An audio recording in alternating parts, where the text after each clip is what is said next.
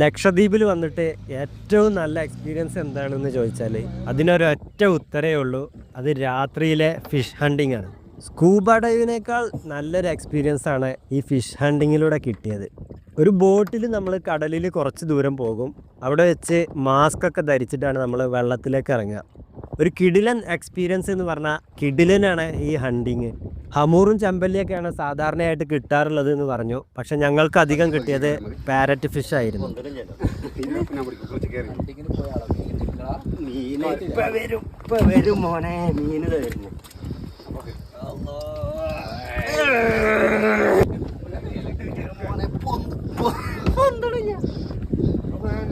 ലക്ഷദ്വീപിൽ വന്നിട്ടേ ഏറ്റവും സൂപ്പർ എക്സ്പീരിയൻസ് ആണ്. സക്കരിയ പോയിന്റ് ഒക്കെ പിടുത്തെന്ന് പറഞ്ഞ എന്താണ് ഒന്ന്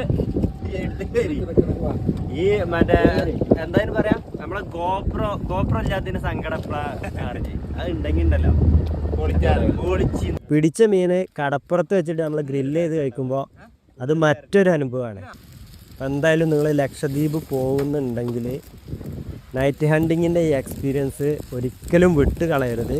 അതൊരു കിടിലൻ വൈബാണ്, ഒന്നൊന്നര എക്സ്പീരിയൻസ് ആണ്.